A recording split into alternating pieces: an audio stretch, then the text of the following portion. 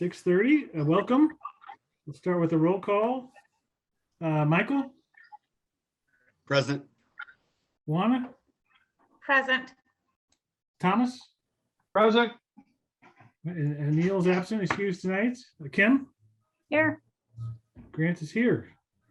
All right, we'll officially call to order. Move to the flag salute. I'll wait for the flag to come on the screen here. All right. I pledge allegiance to the flag of the United States of America and to the republic for which it stands, Stand. One nation, under God, indivisible, with liberty and justice for all. Excellent. All right, thank you. This is the next item is their first opportunity for public input. If you'd like to give public input, please enter your name, email address into chat. Justin will be monitoring that, and then we'll call you in that order. So we'll give it about 60 seconds. Justin, let me know if we see anybody come up.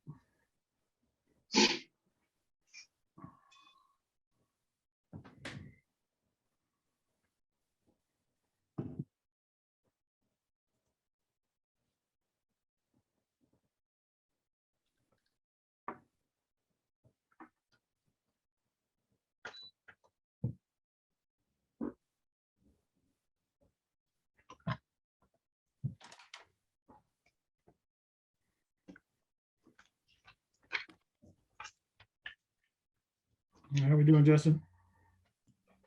No one in the chat at this time. Okay, so we'll move on. There's another opportunity for public input towards the end of the meeting. So our next item, addition, deletion to the agenda.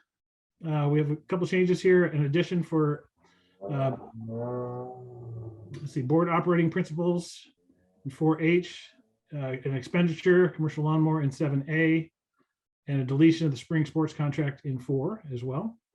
If there are no questions about any of that, could I get a motion to approve the additions, deletions? Grant, are we're going to discuss these expenditures, correct? Yes, yeah, individually when we get to those, yes. Okay. I'll move, Grant. No. All right, Michael moves. Juana, is that a second? Yes. Thank you. All in favor, say aye. Aye. Aye. Any opposed? I think I caught your eye there. Aye, yes. Okay. I saw your face. Okay, next items, consent agenda. So with minutes, vouchers and payroll, some hiring, a couple resignations, salary schedule update, postseason winter sports contracts, and the second reading policies. Does anybody have any questions about any of those items want to discuss before we call for motion?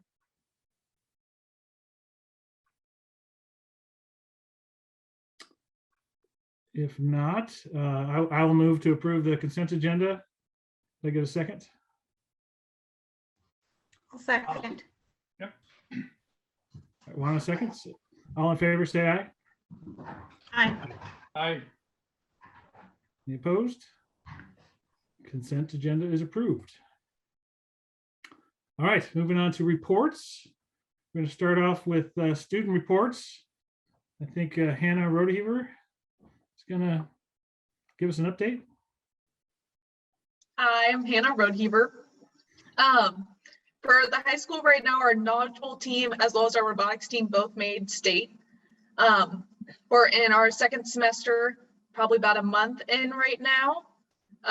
We have our spring play coming up as well, which is May 13th and 14th. I want to say the play is called Labyrinth, but I don't think I'm pronouncing it right. We also have our Safe and Sober night this Saturday at Sweet Hall. It's our senior fundraiser for our senior night. As well as we have a prom and spring fling in the process. I think it's going to be after mask mandates are lifted in March. And that's what's kind of going on at the high school right now. Yeah. Thank you, Hannah. Board members, any questions? Yes, Hannah, so what was the outcome of the wrestling?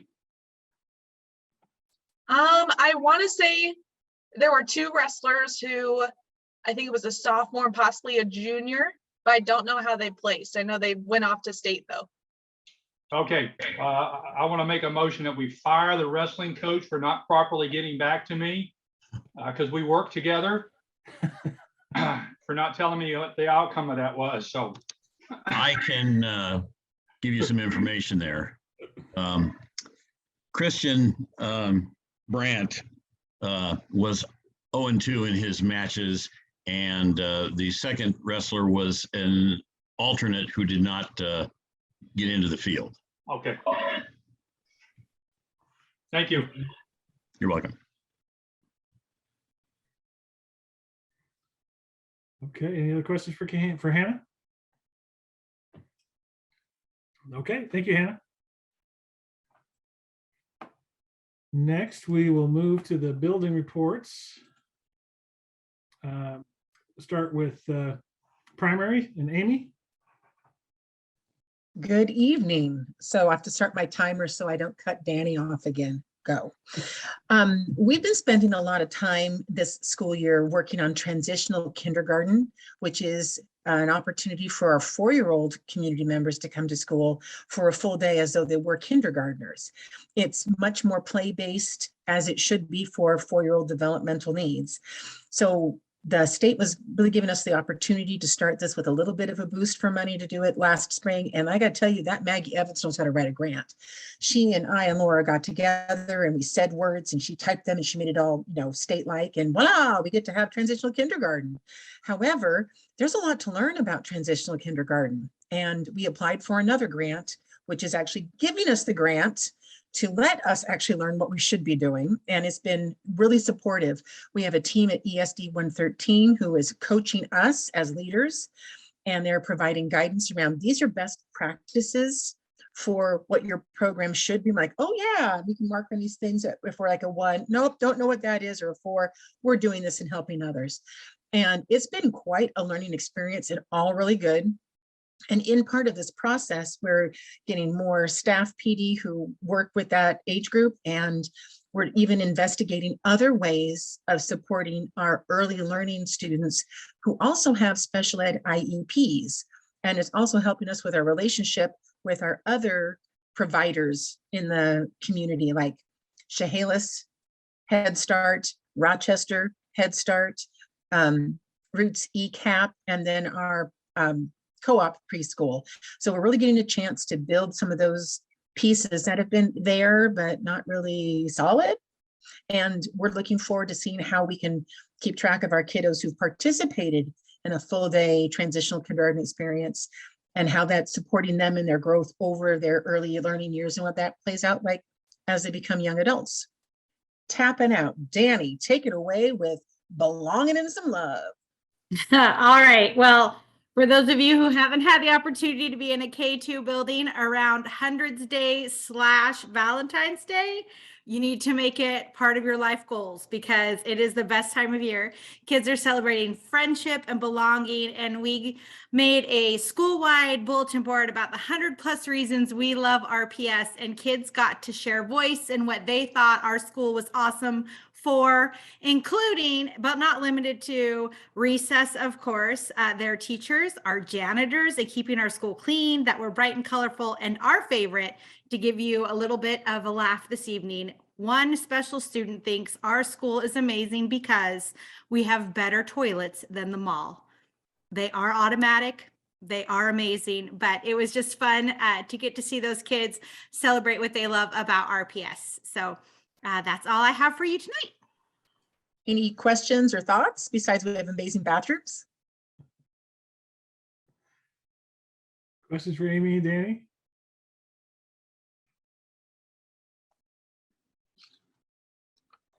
All righty, thank you so much. Thank you. Really appreciate it. All right, move on to the elementary school. Kelly and Kelsey. I don't know, the pressure's on. That's a tough act to follow with those fancy bathrooms. I'm going to shift to learning stuff instead of bathrooms right now. Kelsey and I have both been in the last month and a half or so, as we've been doing teacher observations, we have really been focusing on intervention time We pop in and out typically, but really to sit down, and their formal observation time is during that intervention time. So we can get a really nice deep picture of how teachers are planning for their intervention. So you hear us talk about how students during intervention hour at GMES, that's when students with IEPs, have their targeted time. Our English language learners have their targeted time. And then we have Title App services with their time as well. But our teachers in the classroom, for the kids that remain with them during that time, they're also doing really targeted interventions. And so part of the questions they had to answer in planning was, how do you determine, what you're going to do to support kids during that time? So this is not their core instruction time, but they're really focusing on using their iReady data or exit slips or other formative assessments that they've taken as they were observing kids learning. And then they make specific plans during that intervention time. Maybe they're reading one-on-one with kids or doing different fluency practice in reading. Maybe the teacher's working with a small group while other kids are working independently on practice items. Carrie Black and Amanda Patton have supported a lot of math games recently that our kids have learned that really help with those basic skills. And so that's what I observed today was kids independently playing these games while the teacher visits around the room and coaches and supports their learning. So just all kinds of amazing things happening in the classroom during that intervention hour that's really focusing on targeted skills and the learning targets that we're focusing on, which all ties back to our standards. So that's pretty exciting stuff for us to really get some deep, meaningful time around that work that they're doing. And then those teachers take that back to their PLCs and they share their struggles and they share their successes and with other teachers, and they just continue to grow. So that's pretty exciting stuff. And then on the lighter side, Friday, once a month, we do a special day, and Friday is our wacky hair day.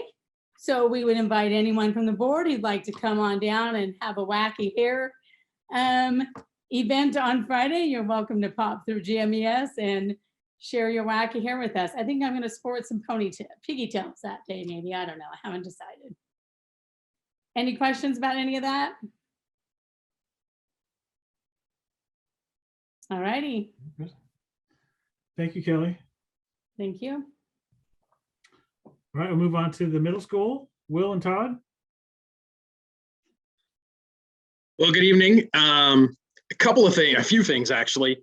One, believe it or not, teachers are already starting to think a little bit about spring conferences. So we are, about 3 weeks in, 4 weeks in on the third quarter. We are a week or two away from being in the middle of the third quarter.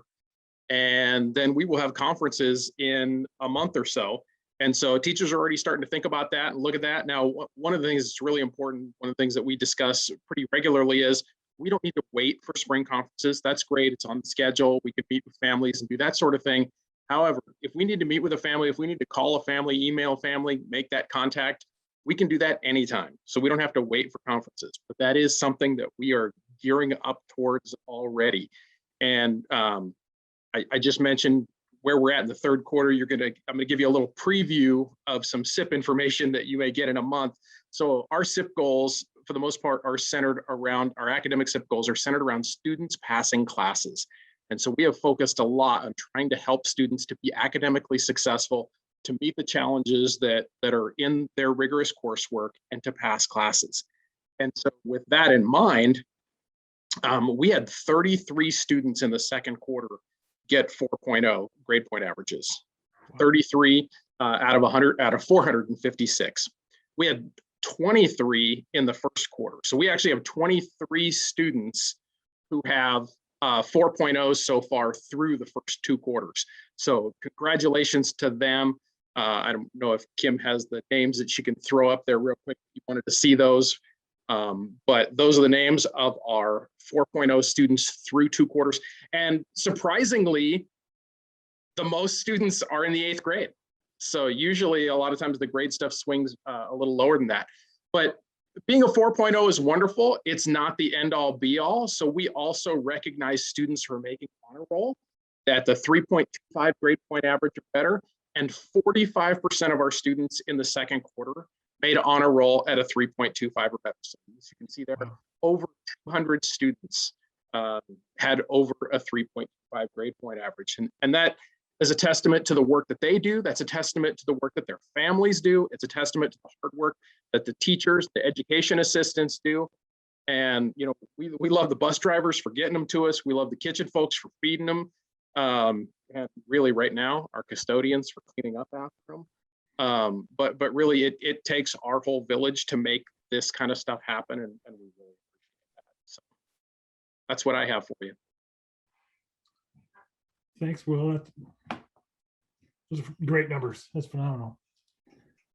Questions for Will? Yeah, Mr. Moss, Thomas Trott. Yeah. Were the parents notified?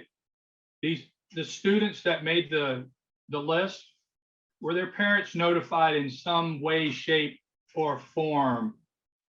You know, I cannot tell you that their parents were specifically notified. I can tell you that I signed a certificate for every one of those students. I do not have a hand stamp. Okay. So I signed a certificate for every one of those students that made honor roll and a specific one for every one of those students that has a 4.0. So they all got an award certificate based on that. But that's a good thought of, I can send them an email. That would be easy to do. And it's a great idea. Okay. And for students who aren't making that, you said that a lot of students are passing and everything, but what about the ones who are having struggles? Are we, I know in the high school, they have a math teacher who helps out with math. Do you have other teachers who stay after, or however you work it, help those students in these different areas that they're struggling with? Yep, we do have a variety of different intervention opportunities that we try to help students with. In addition to that, in addition to just the, hey, you need some math help, or hey, you need some language arts help, or some reading help, we're doing some work with students on, you need some help being a student. You need some help maybe organizing yourself a little bit. You need some help thinking about how it is that you go about passing a class. Like, look, you missed passing a class by 3%. That was 2 assignments. Those 2 assignments would have taken you 25, 30 minutes. So having those kinds of conversations as well. We've got a counselor, wonderful counselor who is meeting with individuals and groups of students to have some conversations around those kinds of things and some SEL sorts of things. Yeah, we've got a variety of different intervention things that are happening, and we're focusing a lot on our students who didn't pass classes in the second quarter as well. Okay, excellent. Thank you. Yeah, thanks for the questions and the idea. Thanks, Will. Any other questions for Will? All right. Thank you very much. Move on to the high school. Mike and Kevin. Yeah, so thank you very much, Grant. So building on a little bit of what Will said, the high school had some pretty amazing success this semester as well. So we had about 86% of our students, our pass rate in our high school was about 86%, which is just slightly under pre-pandemic times, but a whole lot better than about this time last year. So kids are doing really, really well. We had 240 of our students earn a 3.0 or better. And 226 students were on the honor roll. So that very similar numbers to Will. That's 40% of our students who are on campus made the honor roll. To break those down, we had 79 students get between a 3.2 and a 3.49. 50 students get between a 3.5 and a 3.74. And here's a really cool one. We had 97 kids get between a 3.75 and a 4.0, which is, you know, roughly 20% of our student population. Really did a great job last semester. So to celebrate these kids, we'll be sending out notifications to families, of course. The names are going to be published in the Chronicle, basically breaking down those 3 levels of honors. And then we're going to be throwing a party for these kids next week on the 2nd at 9:30. If anybody would like to come and eat some ice cream with a bunch of really bright kids, it'll be a good time. Gosh, some teachers of strength, right? Because the process of teaching and learning, there's two parties involved there, right? The students who succeed, but also the teachers who get them that information. And I want to highlight 5 teachers who did just an amazing job ensuring the students met their goals. So these teachers all had over 90% success rate in their courses. So that's Mr. Craig Wheeler, Miss Emily Fagan, Mr. Michael Jeske, Mr. Paul Coos, and Mrs. Whitney Beck. Again, all had 90% or greater, with one of those teachers, Mr. Paul Coos, achieving 100% of students meeting standard in his classes, which is absolutely amazing. Kev, do you have anything else you want to add on there? No, just a shout out to Hannah Roadheaver for stepping up today at 2 o'clock. She found out that she was presenting at the board meeting tonight, so she stepped up and did a great job, and she gave a great report, and you followed that up, so I have nothing to add. Thanks, Michael. Thanks, Kevin. Any questions for Michael or Kevin? Hey, Grant, Yes. this is Michael. I do have a question, maybe for the principals in general. Love to see the recognition for the success of the students. I'm wondering, with the way that we collect the data, that in addition to the 4.0 and the honor roll, is there a way to efficiently, I guess, determine which kids have made the most progress in a given quarter and recognize them as well? So if you see the students are going from D's to B's or C's to A's or whatever, is there a way of kind of teasing those folks out and giving them some acknowledgement as well? So I know at the high school level that's possible. I've done that previously, so I can definitely do that again. And Michael, in regards to GMES, teachers do that fairly regularly in their classrooms. With their iReady data in particular, they're constantly having conferences with their students about their growth, and probably more importantly, teaching those kids to be able to look at their own data and analyze it and recognize where they're having their strengths and where they need extra support in, and then figuring out with the student what's the best support that's going to help them get them to the next step. Thank you. Michael, at the middle school, we focused that at the iReady level as well, both math and reading. So we did a lot of highlighting of kids within the classrooms when we did our winter benchmarks just a few weeks back. So Thanks, Will. And at the primary school, we have students tracking some of their own smaller skills. So they actually keep track of them, like on bar graphs, not only to teach them about whatever skill that is and to celebrate whatever growth they're making, because it takes, many, many small steps to walk a marathon. But the other part too is about goal setting. And even the little ones, the idea of how to have goal-directed behavior so that they can begin to internalize some of those skills that show up in profound ways at the middle school and the high school. Thank you all. Amy, what are you holding? Is it a puppy or a kitty? Oh, it's a kitty, and she got her surgery, you know what I'm saying, yesterday, and she's just needing lots of holding, and she's not very skilled at wearing the cone at all. I've been actually spoon feeding a cat. I will admit that publicly, but only to you people. Very good. Sorry, but she's needy. I'm glad we have that recorded. That's good. Thomas, you had a question?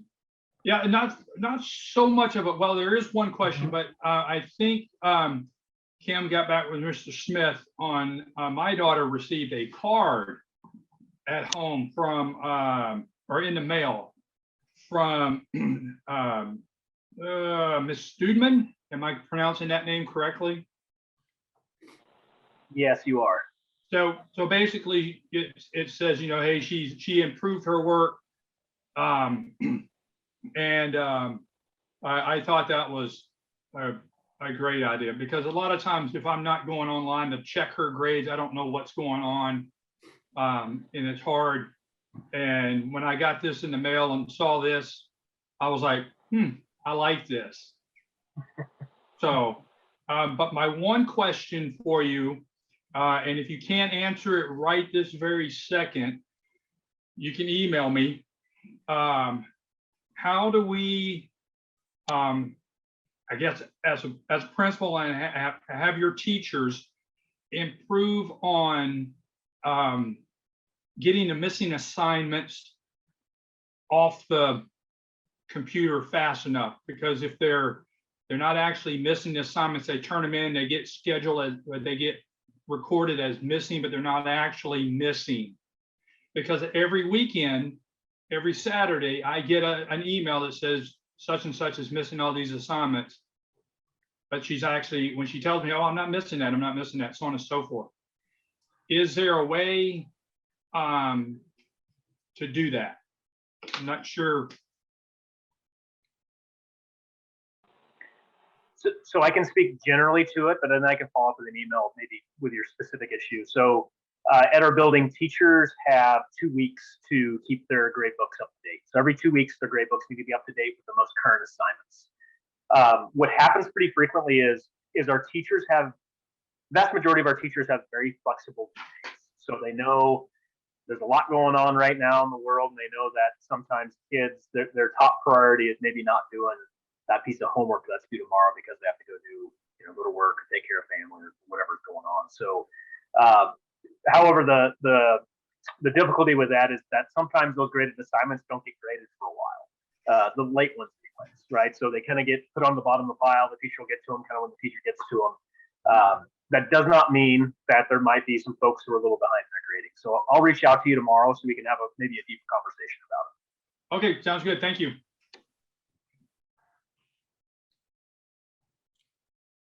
All right, thank you all. Great reports, great information.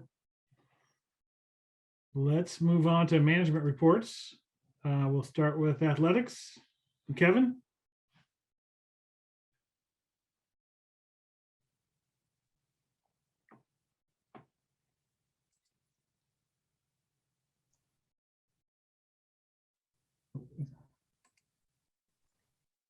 Where's Kevin? I've done that before. Apologies. Hey, thanks for the thumbs up, Justin. You rock.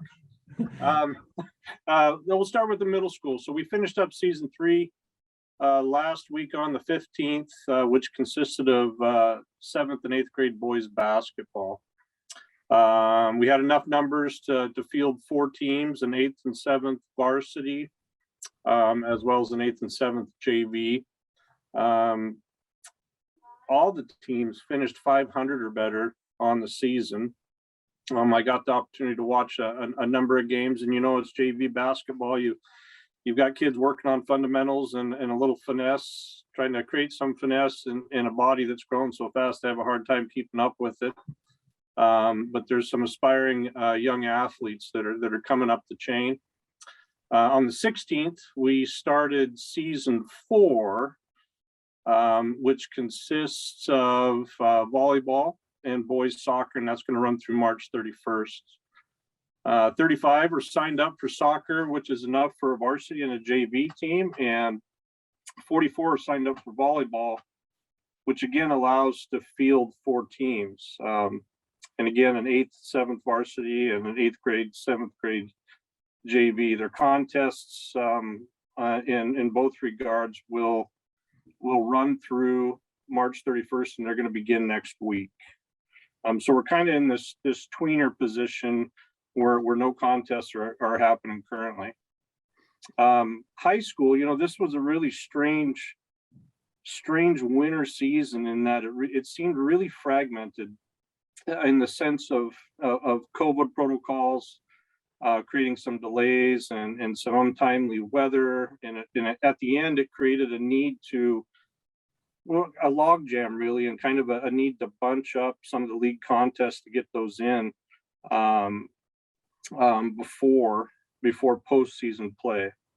The winter boys the winter sports finished up with boys basketball, making a number of individual and team progressions throughout the season, but they missed out on postseason play. The girls, although small in number, they did create some noise and almost got in that 4th spot to see postseason, but just missed. Wrestling. So we did have, and this was mentioned a little bit earlier, we had 2 wrestlers that were invited to the state tournament MAC Classic. One actually making the bracket in Christian Brand at 132-pound weight class.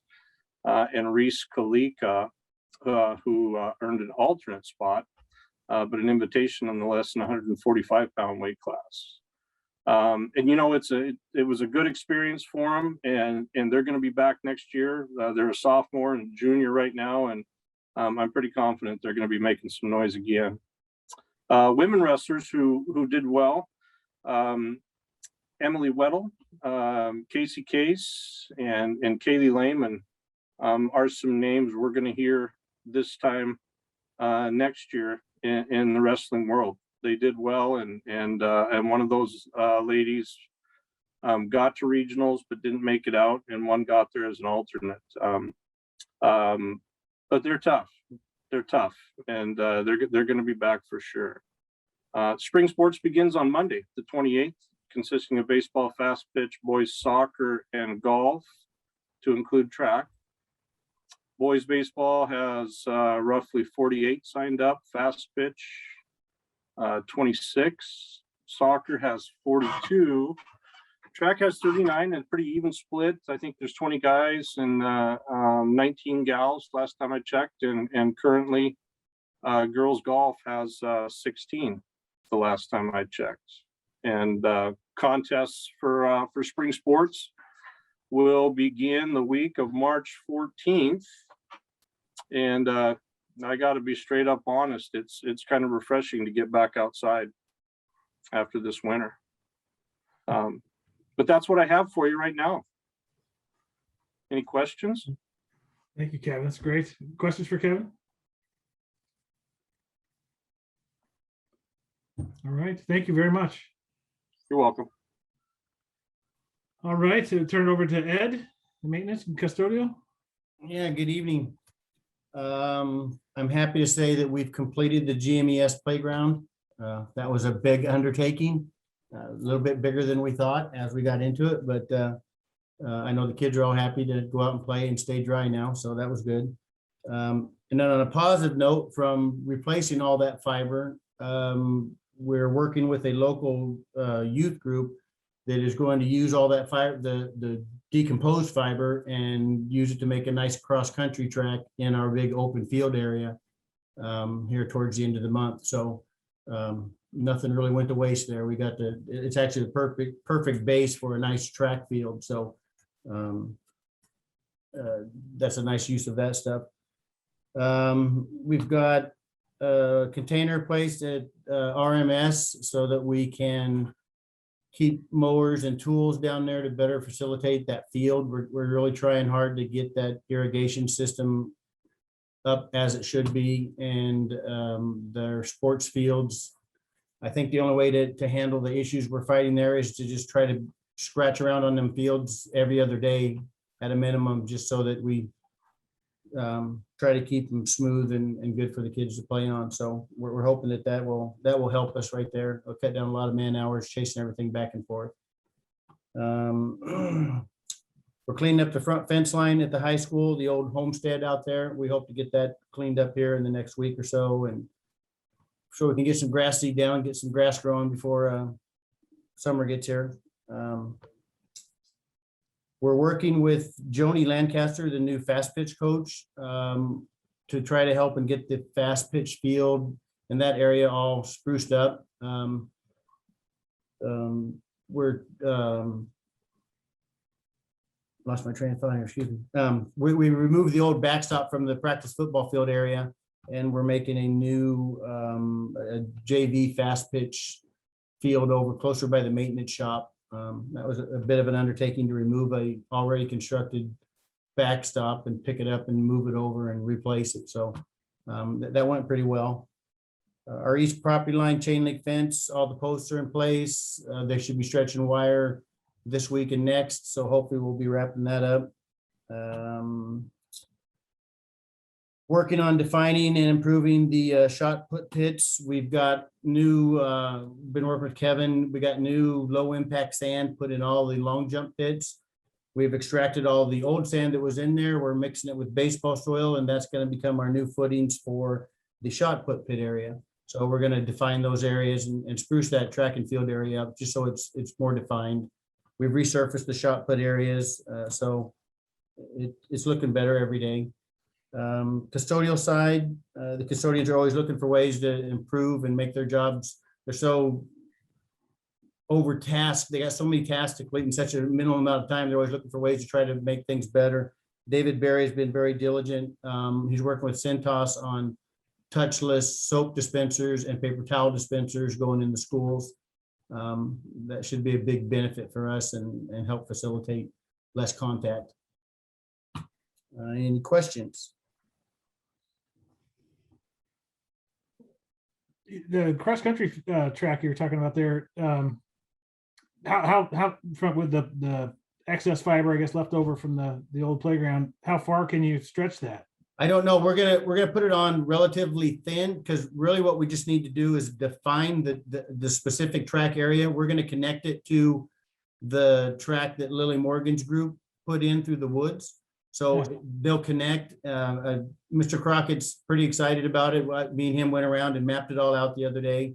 The other big benefit of that is we'll get the track defined, and then like the walking classes for the high school every day can walk that instead of walking on asphalt through all the schools.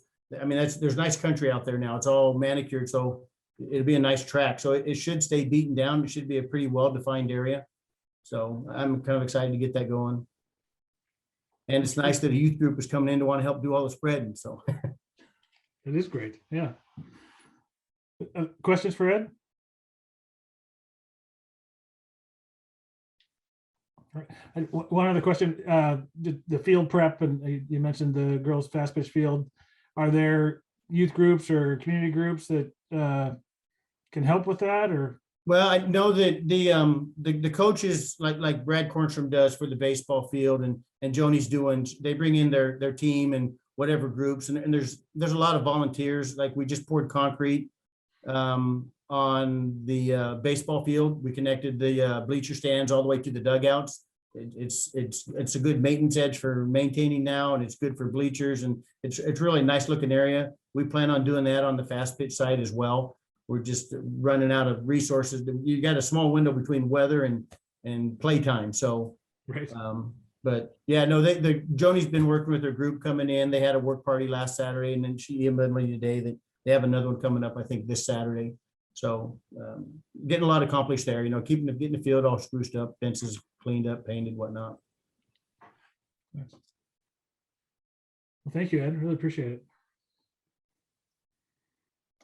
Okay, if there are no other questions, let's move on to business reports. I know Jill isn't with us today. We do have an enrollment summary and student FTE trends. Yes, I'd be happy to review those with you. Okay. Share my screen real quick. So this shows our enrollment trends from 2016 to present. And so we're currently this dark blue line that is here. So you can see the enrollment trends. I'll switch over to the actual numbers so you can see what that represents. So in February, our FTE was 2,009 students. And that is that makes our funded average for the year 2014.11 students. So that is 14.11 students above our budgeted enrollment for the year. Head count for February is 2,046 students. Okay. Running Start, we had 35 Running Start only students and 64 students who participate at least partial day in our Running Start program. At Hart High School, we had a student count of 37 for February. Rochester Virtual Academy, so middle school online, 5 students. 296 in our special education programs, and 7 students participating in gravity re-engagement.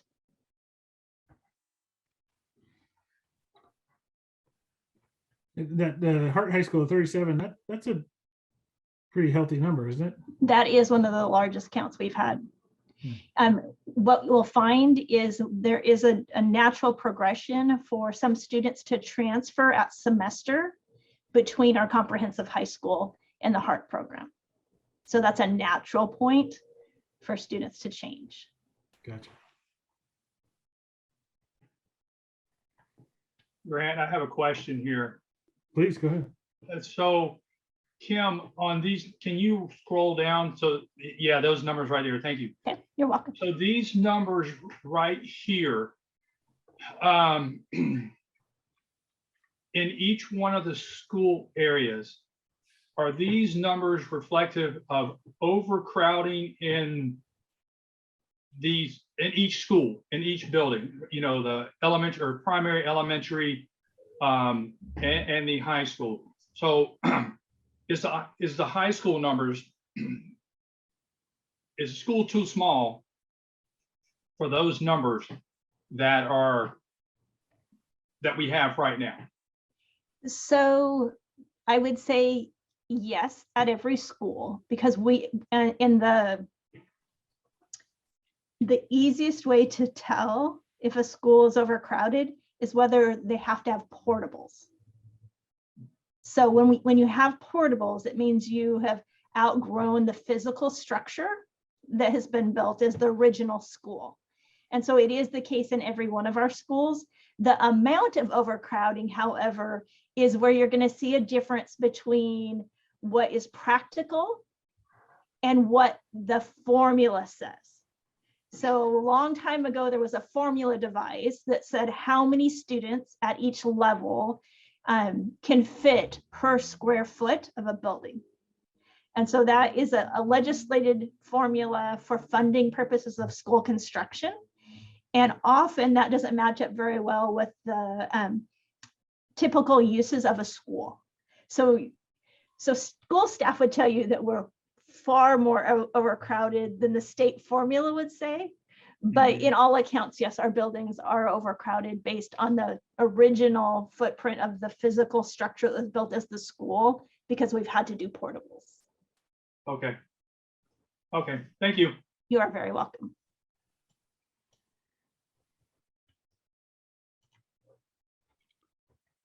Okay, should we move to administrative reports? We're gonna start with Justin. Yep, absolutely.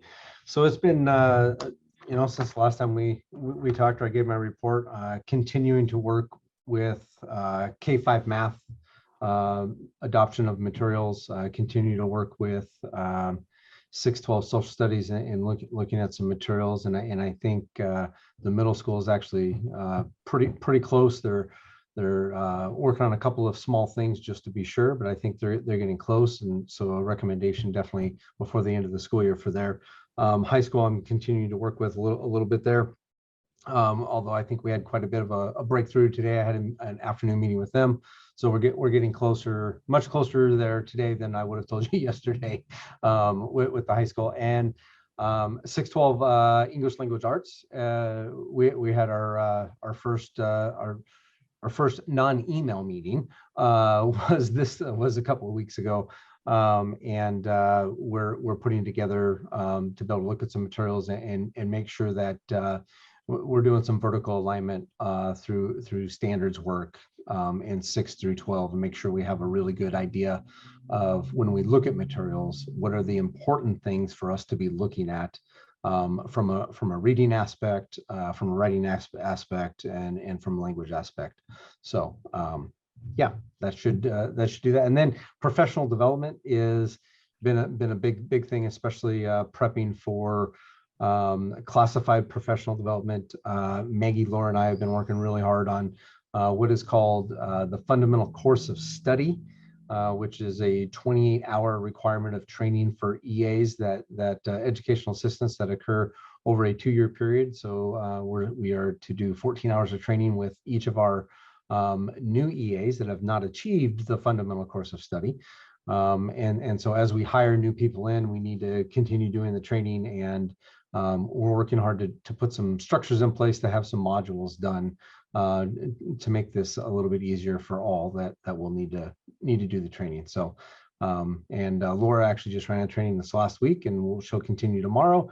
And we have some more trainings lined up for during conference week to do some early literacy training with all of our EAs in what's called the new general certificate for educational assistance, which is 70 hours worth of training that the district will be providing over a 5-year span, is what the legislature has approved. So that's kind of where we are right now, amongst other things. Thanks, Justin. Questions for Justin? All right, thank you. Kim?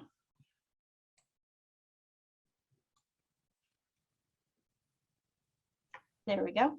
I'd like to start by acknowledging that today's a special day. Today is National School Bus Driver Appreciation Day, and we sure do appreciate our drivers. As you know, we've been understaffed in bus drivers in our school district, like every other school district I'm aware of in Western Washington.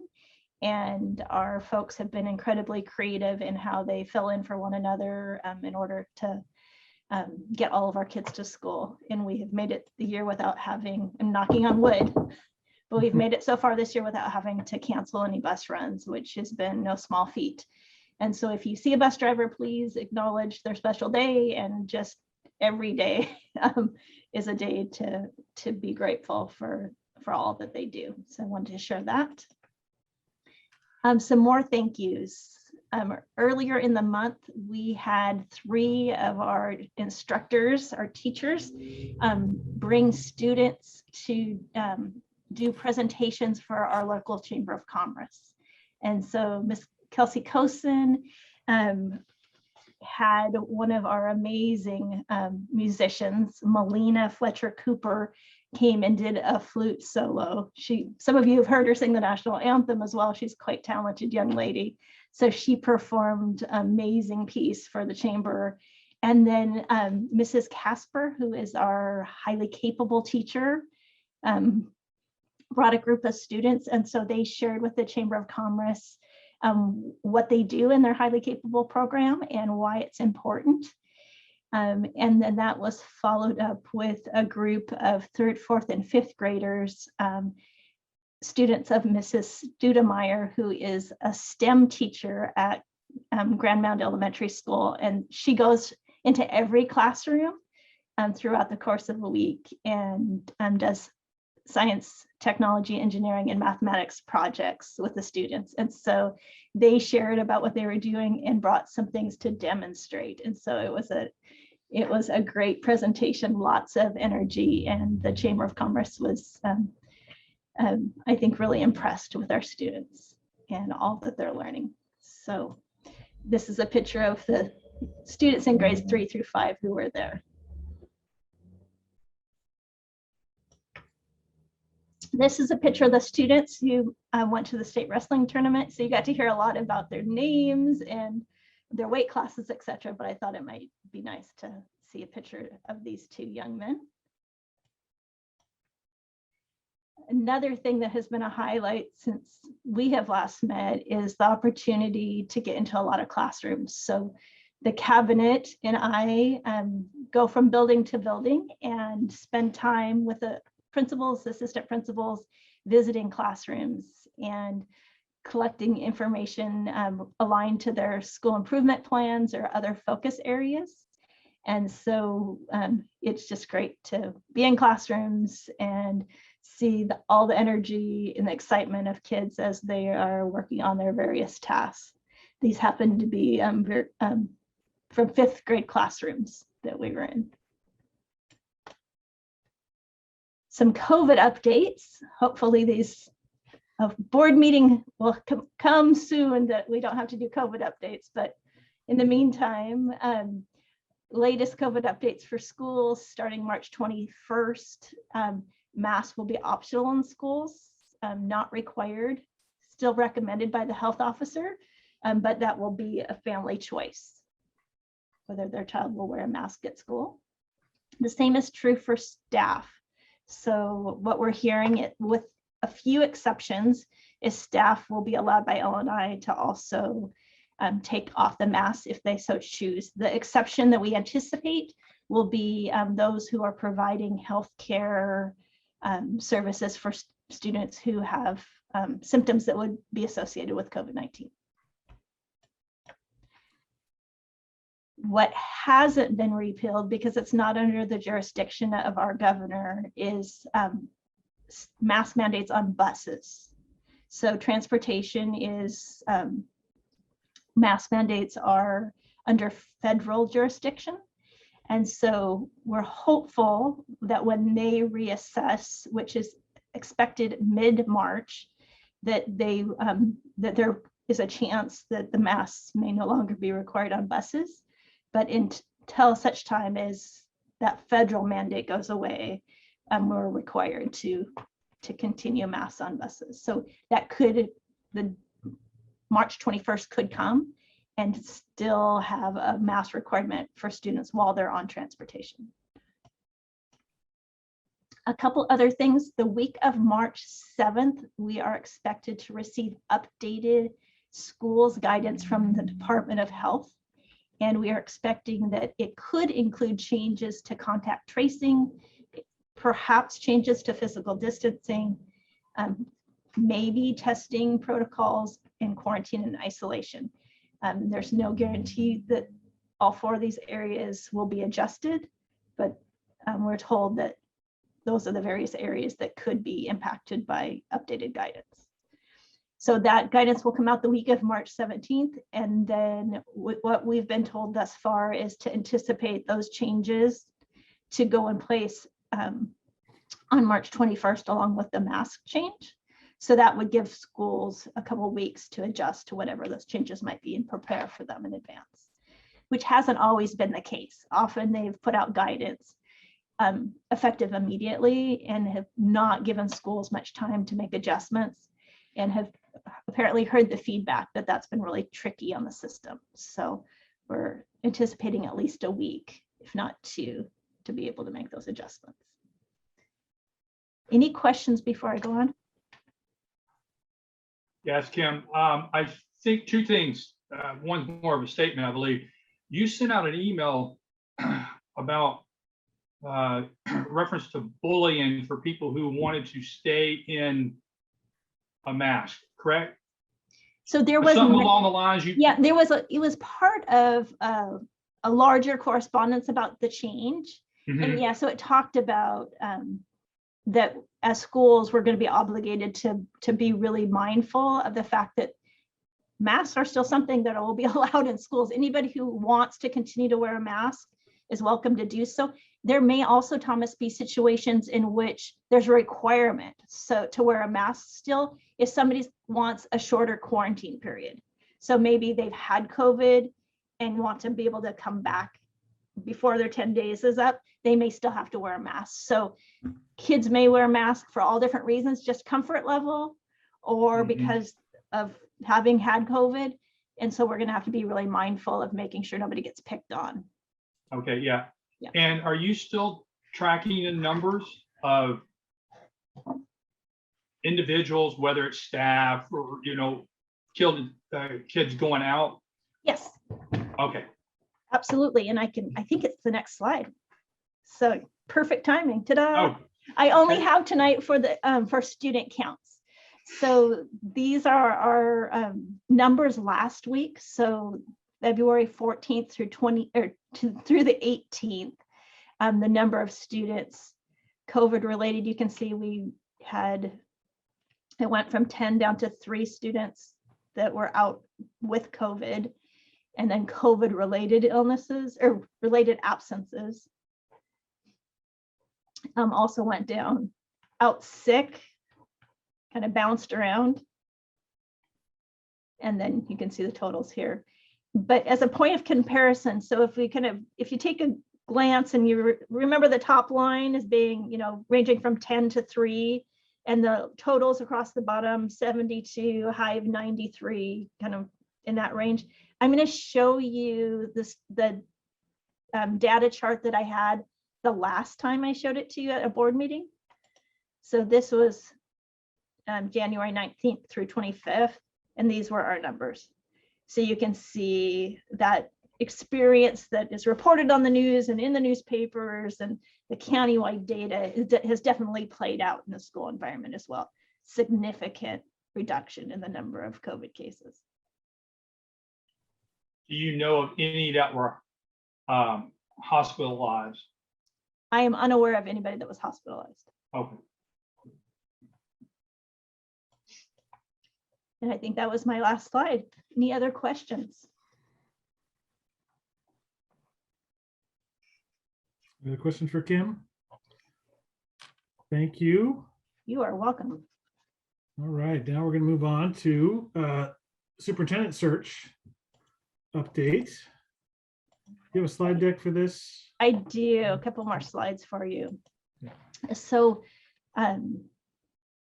Grant and Thomas and I met last week and went through the proposals from the 3 various search firms that we received, and a unanimous decision was made to select Northwest Leadership Associates to do our search.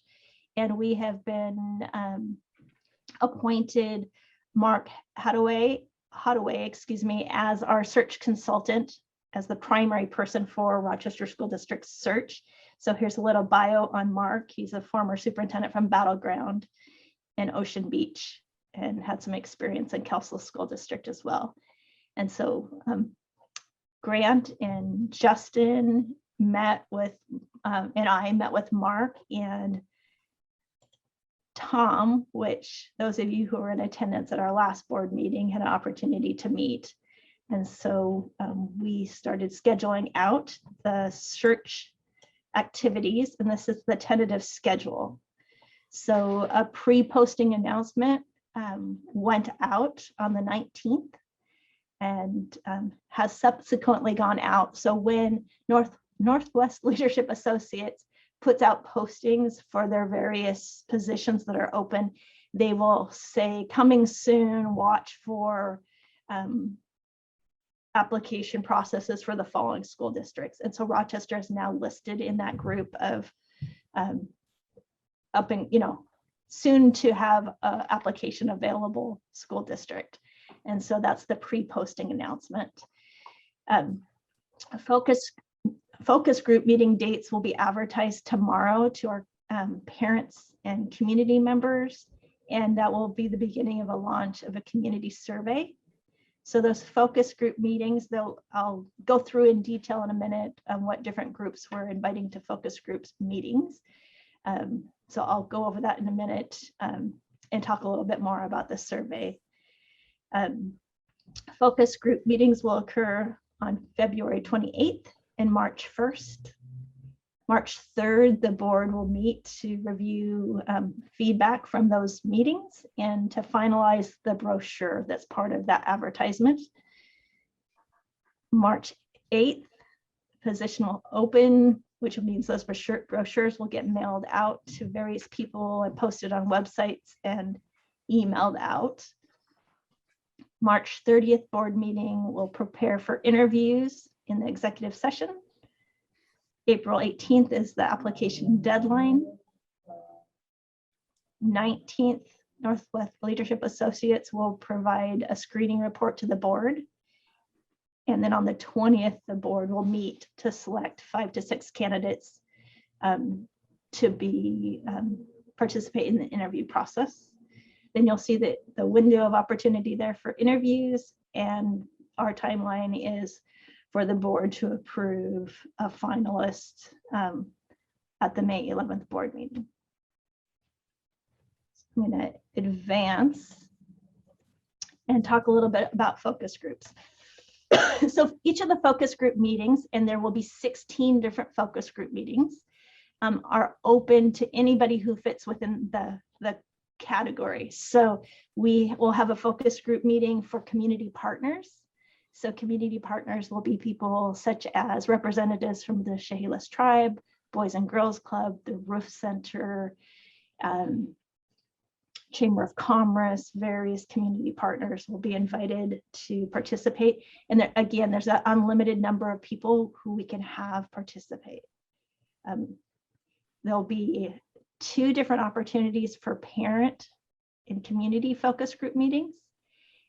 One will be available via Zoom and one will be a live in-person meeting. There will be several opportunities for focus groups for our certificated staff, our teachers, counselors, etc. For grades preschool through 5th grade, there's meeting times for them that work well with their schedule. And then there's alternate times for grades 6 through 12. And then an open time that if it just is better for anybody, regardless of what grade level you teach, to attend, there'll be an open time as well. There's a time for bus drivers, food service workers, custodial maintenance staff, as well as district office folks. So any and all of Betty who would like to be part of those focus groups are welcome to do so. During a focus group meeting, it really is gathering information in 3 different areas. One is getting the community and various partners, staff member perspective on what are the strengths of Rochester School District that we should make sure are included in that brochure. What do we want people to know about our great school district? So that will be one thing that people will be asked during focus group. Another thing will be identifying what are the greatest challenges that face the school district right now. And then the final thing will be what characteristics are people desiring in the next superintendent. So those are the 3 areas. And this is an example of the communication that will be going out tomorrow for the parent and community member focus groups. So helping people to understand there are multiple options to participate. One will be through a Zoom meeting format, another in person, and then a third option is to provide your input through survey. So all 3 of those options will be available. Questions about focus groups?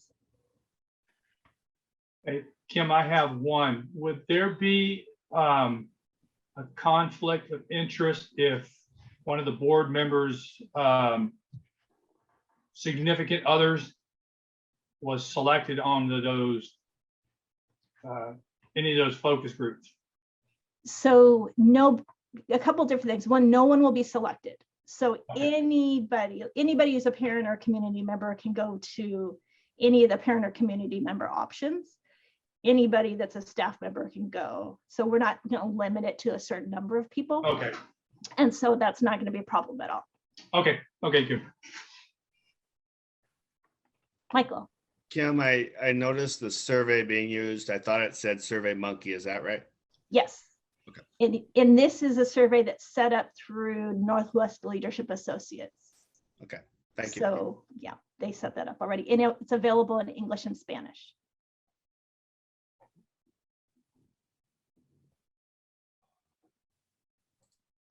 Other questions?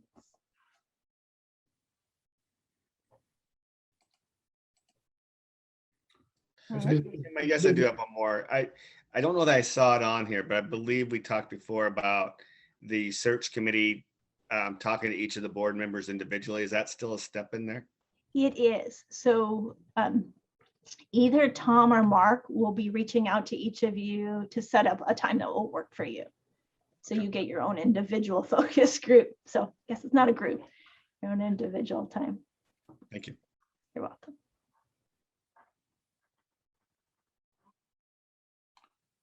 All right, so next week was going to be a busy week. A lot of opportunity for input by all of us. And I appreciate that. I think one of the things that Thomas and Kim and I liked about Northwest Leadership's approach was provide the mechanism for to be very inclusive for all groups, and ability to be in person or Zoom or through survey. So meeting people's schedules and desires and concerns, just making it as easy as possible to participate. I really liked that. But it is a short window. It is, and that is on purpose because they really do use the information that they glean, give it to you as board members, and And you will use it then to say, yes, these are the things we want to highlight as our strengths, our challenges, and the characteristics we'd like to see in the next superintendent, so that they can formulate that job posting brochure.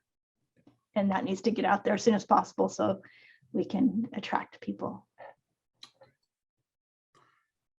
So speaking of tight schedules, our next item is school board meeting schedule. Yes, so you are going to be asked to approve changes to our board's meeting schedule. And so this outlines the adjustments. So it changes our original board meeting schedule from March 9th. It moves it to March 3rd. March 23rd becomes March 30th, and April 13th becomes April 20th. And that's to align with the various stages and steps in that search process.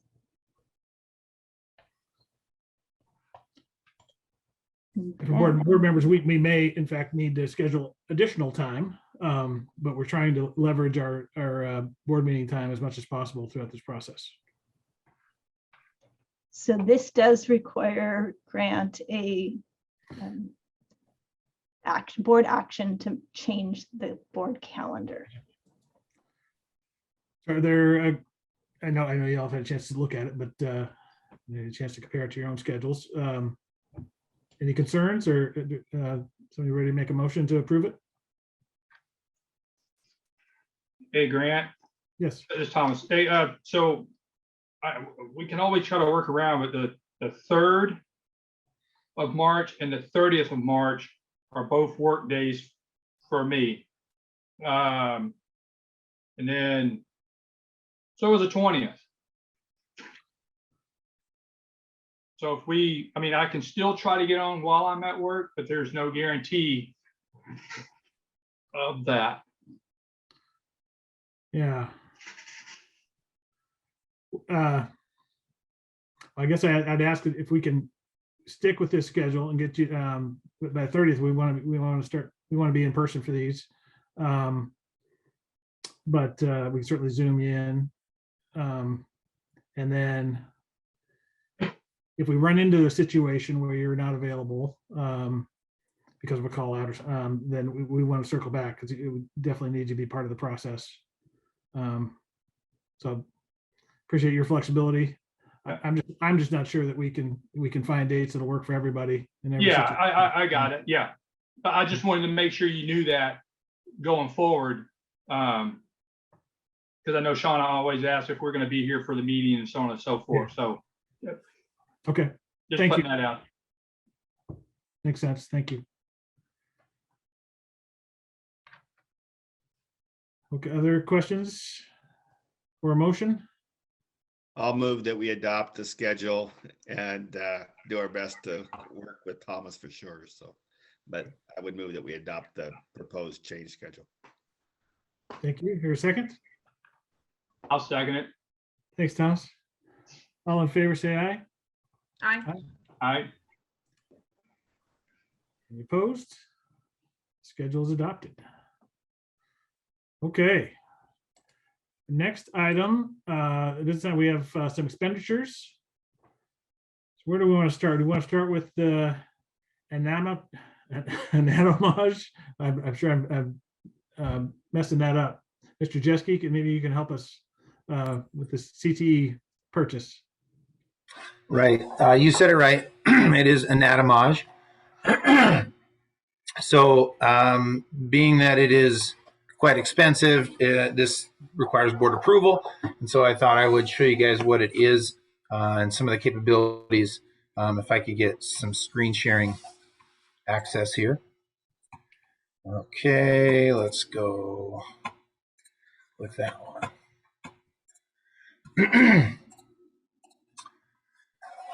All right, so this is the anatomage homepage, and I'll scroll down here and show you guys a little bit of a video showing the capabilities of it, which then I'll explain what we would use it for.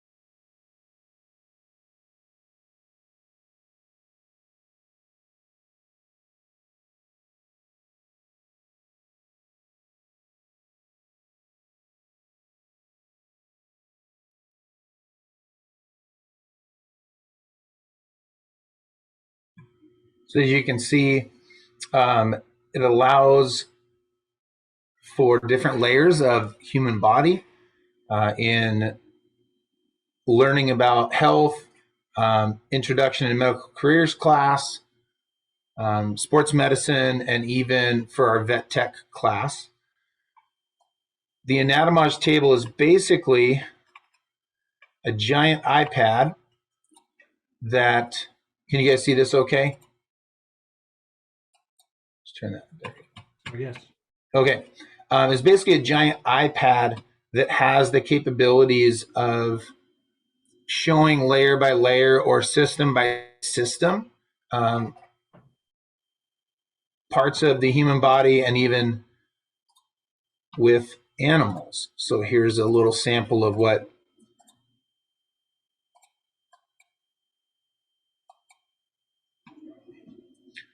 it looks like. So they have preloaded cadavers in this tool. And so our vet tech class, animal science classes would then also be able to use this, as well as our health science classes in learning anatomy, names of muscles, bones, how the various body systems work. And I don't know if any of you have ever looked at like a CT scan or a PET scan or X-rays with a doctor, where they use a mouse and they basically scroll through layers and you look at different sections of a scan. I've done that several times. So it allows a much deeper learning, I think, because it's far better than looking at pictures in a textbook. So those are two quick little videos. And what we are wanting to purchase is this table clinical. So this comes loaded with a whole bunch of stuff relating to those, along with animal cadavers, so that students can learn in a three-dimensional way. And this is something that's new enough that WF West High School has one. And as far as schools around us, I don't know if any others do. One of my friends teaches in the nursing program at Centralia College, and she's really jealous they don't have one of these, and they would love to be able to get one. So through a grant that I was able to apply for, called a high demand grant, I was able to get $25,000. $50,000 was the max. Enough districts in the state requested money that they could not fully fund that grant for us. So using a combination of the high demand grant and then our Carl Perkins funds, and then the remainder being paid out of our CTE budget, this is what the cost would be for that clinical table. And just as a side note, the table that is like the best table you can buy is like it's like $20,000 more dollars than this one. So this one will allow us to store it into a classroom. It takes up a smaller footprint.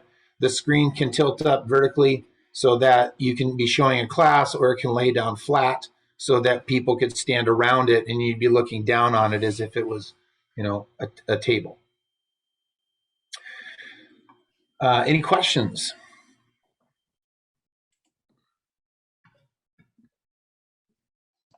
Questions? I think it looks really cool. I just wondered about the durability of it and so forth with students around and so forth. Is there warranty on the thing if something happens or things of that nature, since it's so expensive? There is a warranty. I would have to look back at the quote to see what it'll say on there, but it does have warranty on pieces of it. I'm sure it's limited only to so many years.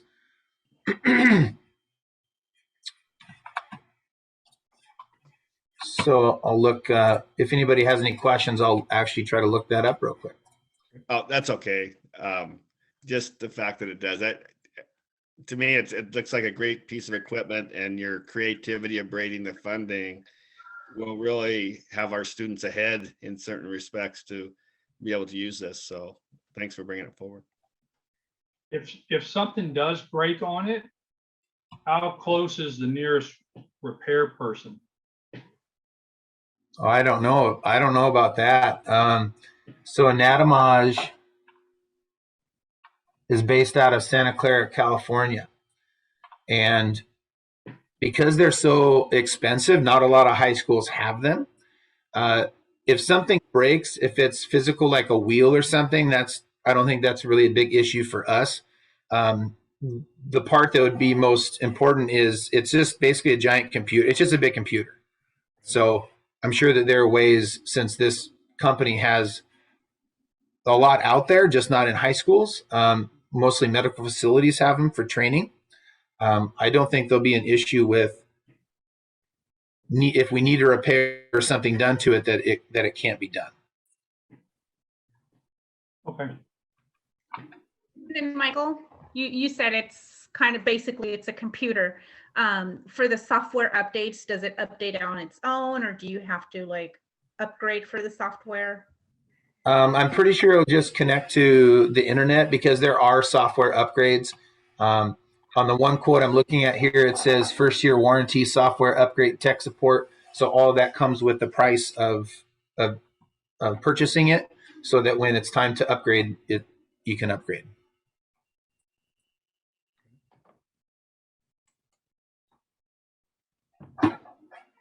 Where'd you learn about this? This is really cool. WF West or So Alex Harris was our athletic trainer. Yes.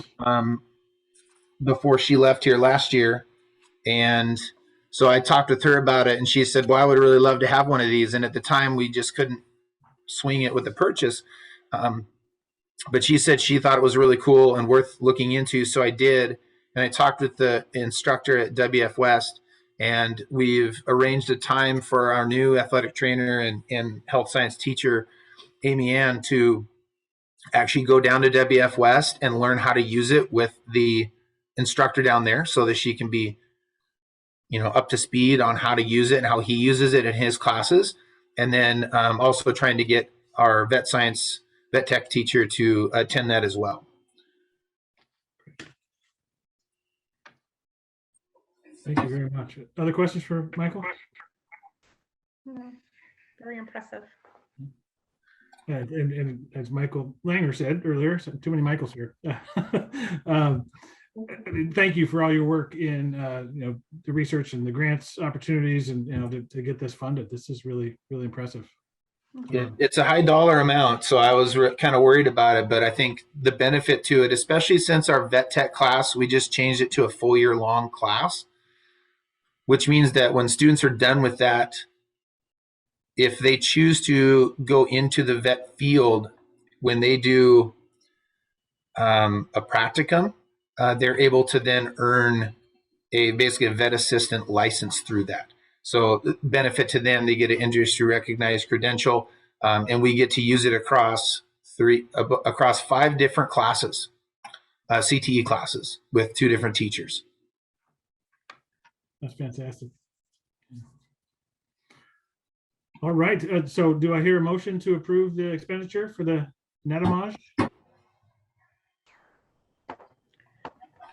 Well, after all the grants and the cost and everything, just want to make sure this is something that we can afford, correct? Yes. Okay, then I'll move to approve the grant or the purchase. Thanks, Juan. Do we have a second? I'll second. Thanks, Mike. All in favor, say aye. Aye. Aye. Any opposed? Congratulations. Thank you, Mr. Jeske. Thank you. I appreciate it. And when the time comes, I would invite you guys to come and actually check it out. Purchase will happen, and then I'm sure because of maybe limited products available and shipping and all that, we wouldn't get it until probably right before summer starts. So next school year, you can come check it out. Can't wait. Definitely. Thank you. Yeah. All right. So next expenditure, the high school reader board. Yes, so high school reader board. High school reader board was first put in 2000, February of 2006. So we're 16 years old on that reader board. It has we're at a point where it's end of life. I can no longer get parts for that model reader board, and we're at a situation where you know, it was about 5 years ago we started thinking it was probably time to replace, and it's been 5 more years. At that time, 5 years ago, we could still get some parts for it and whatnot, but we're now to a point where we're just not able to do that. The last go round with restarting it, it took three restarts before it would kick on and get a message. And if you've driven in there lately, you'll notice that some of the messages are not necessarily centered anymore. And that is a function of being 16 years old. And so that's where we are with the reader board. So I did reach out to Daktronics, who we've dealt with for a long time, scoreboards, reader boards and whatnot, and they're on a KCDA contract, which is the school cooperative, and asked the local rep for Daktronics to come out, and he's in Battleground. So he zipped right up, since we did do a high school reader or a high school scoreboard in the gym about just shy of a year ago. Yep. So Okay, questions for Justin? Yes, I have a few. So what is the threshold? What is the dollar amount that we need to get bids on any piece of equipment? Is it $1,000, $2,000, $3,000? At $40,000 would be where we need to go out and do an RFP. Anything under $40,000, then we do not have to do an RFP. In this particular case with these reader boards, because they are bid through the state contract with KCDA, we don't have to go out to bid. Okay. Now, is this an essential piece of equipment that the school district needs? Because my reasoning for this is there's the school website. I know when I drive through there, or the one over here at the middle school, don't look at it. I see it there, but it just drives right on by. And I'm sure that's what everybody else does. It could be wrong. That's just one person's opinion. I don't believe this is an essential piece of equipment for $30,000. That $30,000 can be used somewhere else within this school district. That's to go along with the same one for the middle school, or whichever the other one. That's $60,000 that I am not willing. That's $60,000 of the taxpayers' money for a reader board that we can get the same information off the school website.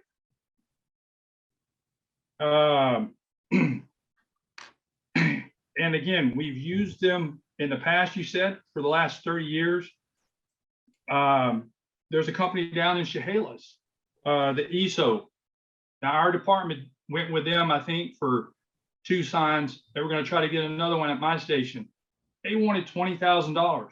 I couldn't justify that for my own station.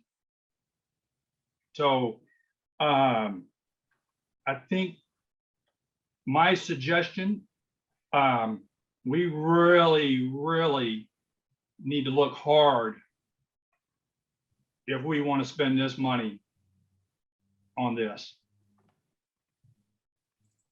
So EBSCO actually sells the Daktronic reader boards, and they would actually, that's who Daktronics works with in order to install the signs. So Daktronics is going right to the actual supplier and whatnot. So.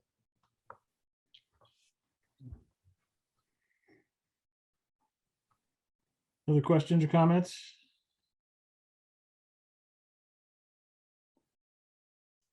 Because I'd add that I certainly appreciate, Thomas, your thoughts around, being mindful of costs and use.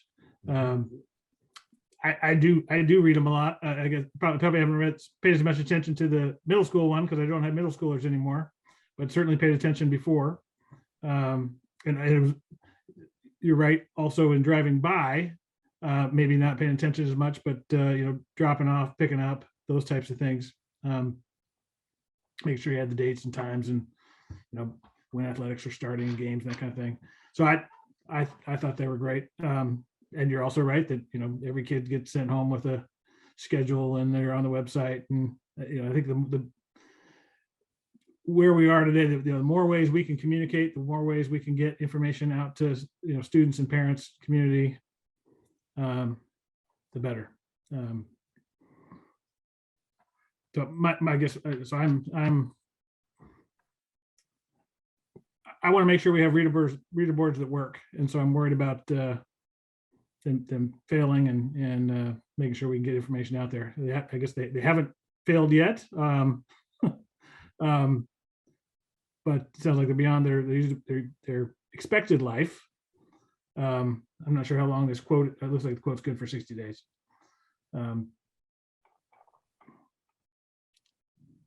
So Grant, so one thing that I would look at in the future, we're going to be asking for money from the taxpayers to add on to our school district. And one way they can look at it to say, hey, this board and this school district either used or did not use our funds properly. And I think some people might think, well, we just blew $60,000 on 2 reader boards. Why do I want to give them any more of my tax dollars if we are going to use it on stuff that we can't always, you can get the information from somewhere else. I understand your point, very well made.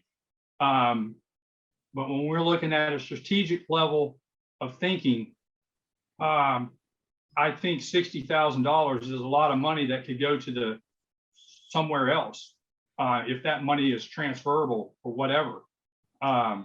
Athletic department, maybe on those sprinklers or something like that the groundskeepers need. I know there's problems with the football field. Those are just the suggested things that I'm talking about. But when we're looking further down the road, the taxpayer is going to remember, hey, they wasted my tax dollars on signs that I don't look at. The one for the high school is already inside the high school grounds. So anybody that just driving by is not really going to see it, or they're not going to look at it. So anybody who doesn't have, that just frequent goes through there, they can't see it because it's inside the school grounds. Yeah. Middle school, I can make more of an argument for that one. It's right there along Highway 12. Sweet Day Parade goes by there, so on and so forth. But I think that money could be well spent in other places if it can be spent in other places. I'll get off my soapbox now. All right.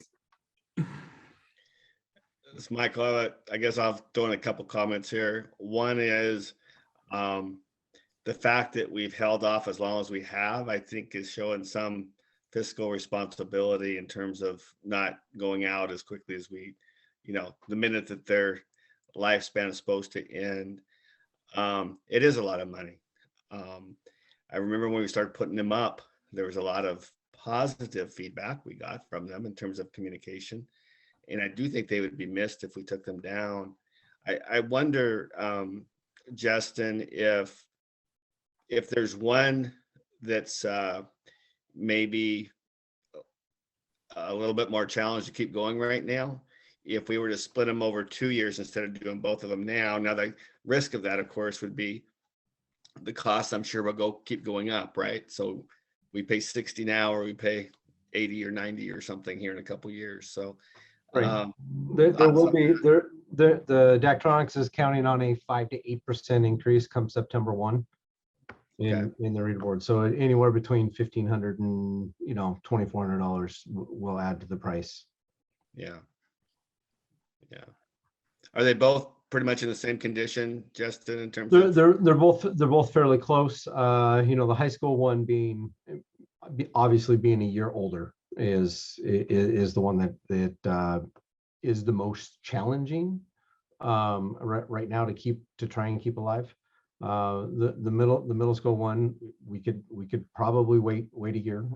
It is also, when these things do go out and do go down, I will tell you the office's phones ring when these go down, and it is drop everything and go try to get them back up and running type thing. The secretaries at each of the building will tell you they know within 10 minutes when these signs go down because people are calling.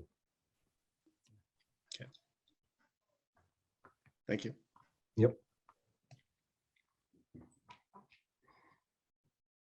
Any other questions, comments?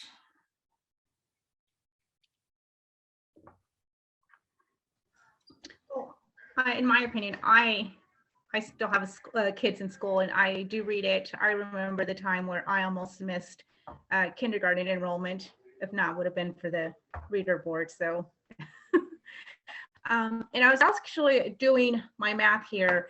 If the old ones that currently we have lasted 15 years, and for $30,000, I mean, if we look at it, I know 30,000 sounds a lot, but to keep one, it's about $160 a month, which is not a lot. If we send flyers, how much are we gonna spend in paper and ink and printing as well? So, I mean, I like the idea, like Mike said, maybe holding on to one and then just purchasing the one that really needs the most of the repairs or the updates. But Thank you. Great points. So am I, so I'm still open to both, but am I hearing interest in maybe going forward with the high school and looking to see if we can get another year out of the middle school one, replace it a year from now? Did I break up? No. No, I think, Grant, I think there's some logic in that. But then I keep thinking about the fact that the price is going up, and it kind of brings me back to maybe we should just buy them both now and suck it up and know that, as Juana made a good point, that, if we look out over the number of years that they're going to be used, we're talking about what, a couple of $1,000s a year or something to communicate with the public. And I do think that hopefully parents are getting messages multiple ways, right? But the community at large, we don't have that many ways of communicating with. And so these are helpful, I think, in that respect as well. I could go either way, one this year, one next, or just go ahead and do it in both this year, either way. Thomas, does that move you at all? You're on. No? Okay. I'm just against it. Where I'm from, we don't have reader boards that are at my high school that I graduated from. There's no reader boards there, and so I just don't see the use in them. I understand the point that everybody is making, and it's only $160 something a month, so on and so forth. I just don't see the essential use in them. Yes, they get information out. That's fine. But I do not see the essential use in these things to spend this money on this. Okay. All right, thank you. Okay, so what's on the table now is the high school reader board. There are two different expenditures we need to address. So for the high school reader board, I would make a motion to approve the expenditure. Do we hear a second?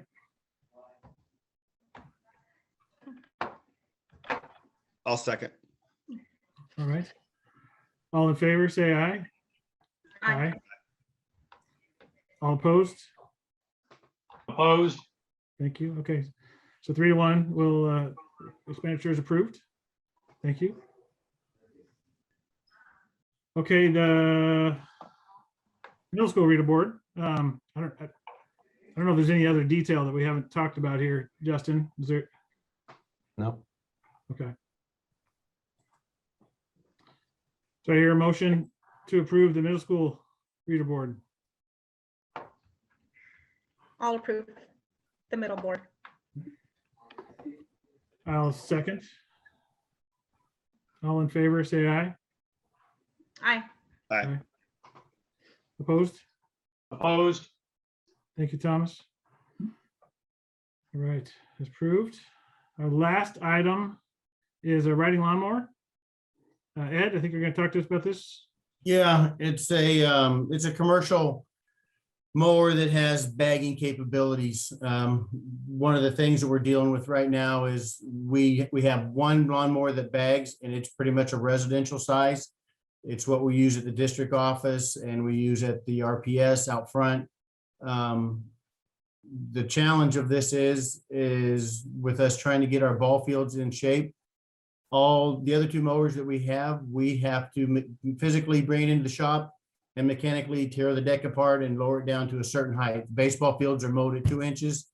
We're mowing all of our grounds grasses at 3.5 inches so that we can cut down on some of the mowing time, and it helps on the irrigation process too. If you don't cut it so short, your water, it stays moist longer, it stays greener longer, etc. So we've been dealing with this for quite a while. It's the mower that I put in front of you there.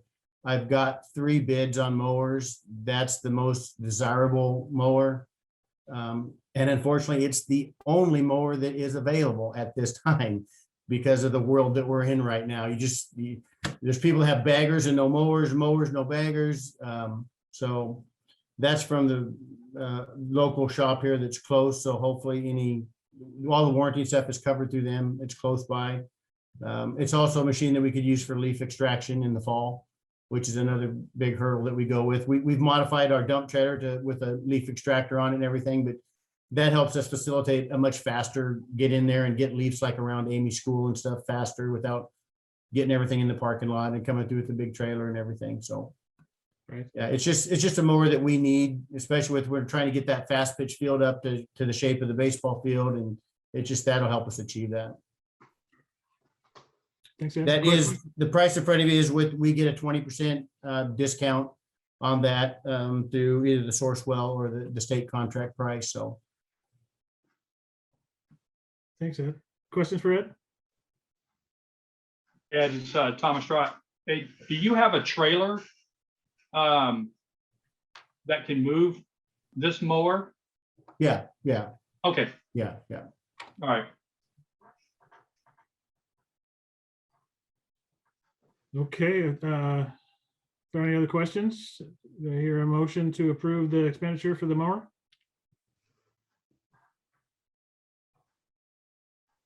I'll make a motion. Thank you, Thomas. Here a second. I'll second. Second. Oh, okay. Go for it, Grant. I beat you, Michael. All right. All in favor, say aye. Aye. Aye. Aye. Aye. All right. Oh, and thank you. And just like Mr. Jeske, I will offer any kind of time you guys want to put on that mower anytime. So, come on over, check it out. You are resourceful, Mr. Dell. Grant, just wanted to let you know that there was one other expenditure on the list that got skipped over. And so yes, that is sorry. for communications support, and I would be happy to talk about that if you'd like. So Please. there was no associated document with it, so it was easy to overlook. So late last year, there was a request from some board members to look into what are some things that could help provide additional support at the district office level that would be noticeable relief to workload and be a value add to our community. And so the idea that came about at that point was more support with communications, you know, and we hear this regularly. We wish there were more communications. I think it's one of those areas you can just never have enough, you know. 7 times in 7 ways is what somebody I know says regularly, you know, every different way you can diversify communication so that the message is getting out there. So this is an opportunity for us to contract with communication support personnel through ESD 113. They, it wouldn't be a particular individual. They have a host of staff members, each of which specializes in a different area. So depending on whatever projects we had at the top of our list that we wanted to assign, they would appoint the most skilled person in that area. So they have video production capabilities. If we wanted a video made about something, they can help us with newsletters. They can help us with social media, press releases, a variety of different things that they can assist us with.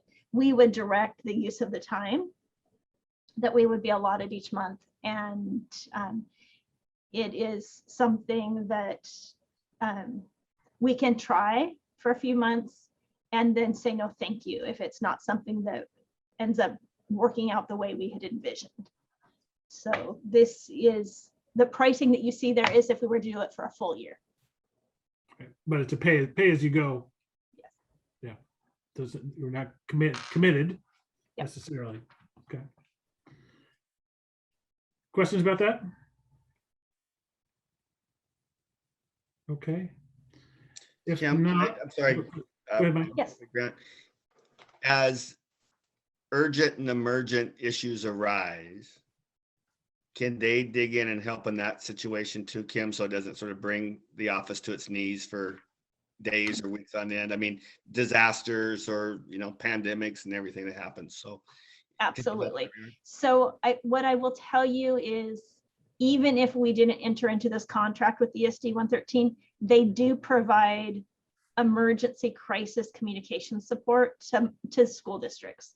So I have called them before in a crisis situation and said, we need help with this communication. And their head of communications said, hold on, I'm pulling over my car. And so she was on the road someplace, took my phone call, pulled over to the side, and we worked through a quick communication to families about an emergency situation. And so we could lean on them more heavily with this contract. However, they do offer that support just as part of being a member of the ESD in a crisis situation. Okay.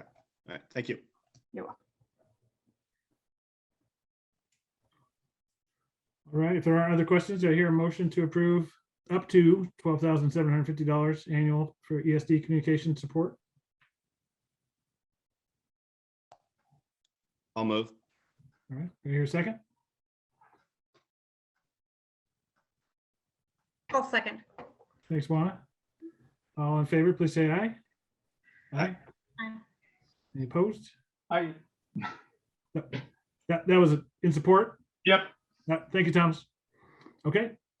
Expenditure approved. Thank you for catching that, Kim. Sorry about that. No problem. Our last item, new business, is State Public Disclosure Commission annual public disclosure report. So you should be getting emails. I haven't seen one yet. Each board member will get an email. You have to go in and update your public disclosure, annual disclosure documents. And they will keep emailing you. I've been I've missed that for a few months, and they don't stop.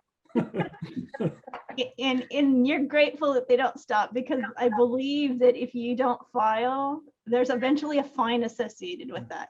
And although it's not a large fine, it's just one of those things that, you know, you don't want that to show up in the paper. You know, board member doesn't file, you know, is fined for not completing paperwork. So they are really good about continuing to pester as to make sure that you're not in that position of missing. Grant, has it came out already, or we should be looking for this? I haven't seen an email yet. I think we should be Okay. looking for it. I don't know, Shauna, if you have any, probably in the next couple of weeks. I think it should be about March 1st. You should see your first communication, I believe. And I think your deadline is April 15th. Don't quote me on that though. That's a guess right here without looking it up. But I have done our part. So the district starts this process. We have to file with them first, you know, who our board members are in your term and all that. And then they take that information in turn to contact you.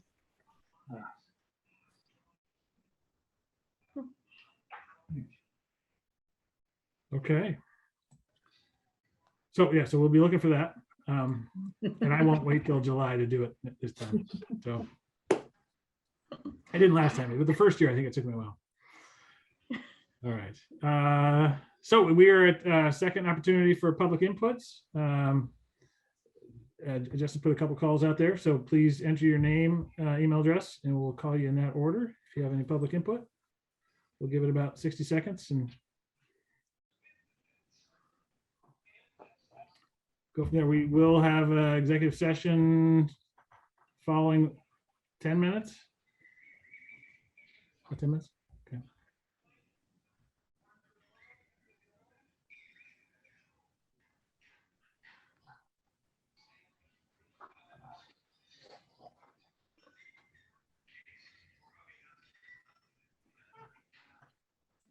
Okay, Justin, if you can just keep putting them in there as more come in. We have Lindsay Baker. Please go ahead, Lindsay. I just had, well, one question and then a comment. My question is, in the letter about the whole mask mandate ending, there was the whole thing about bullying for people that still wanted to wear masks. But is there going to be things put in place for to prevent people from bullying people that don't want to wear masks? Because I mean, that's going on now. Currently in our schools, we have teachers and other students that do that to kids that don't believe that the masks should be worn. So I just want to make sure that this is going both ways, because I know a lot of the policies don't go both ways. So I just want to make sure that they do.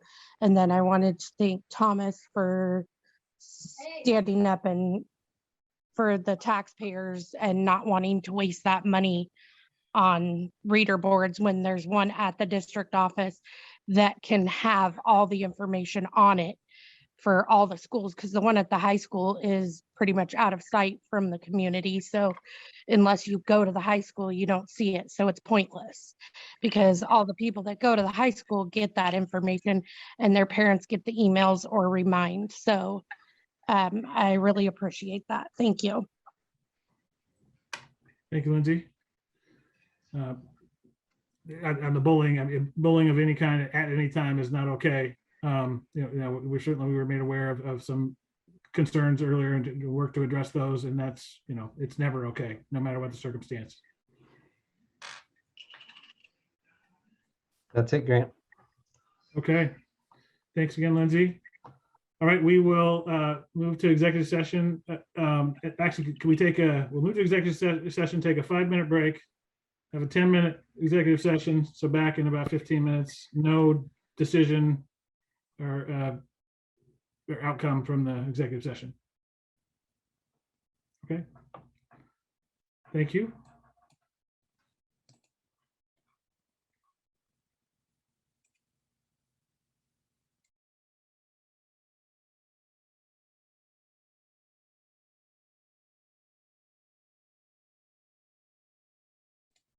So I should have said 8. Let's meet back here at 8:25.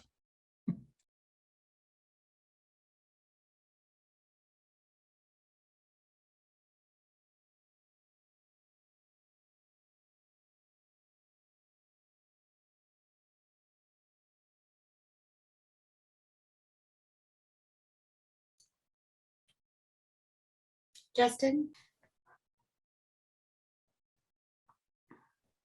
All right, Grant, go ahead. Okay, welcome back. We are officially adjourned.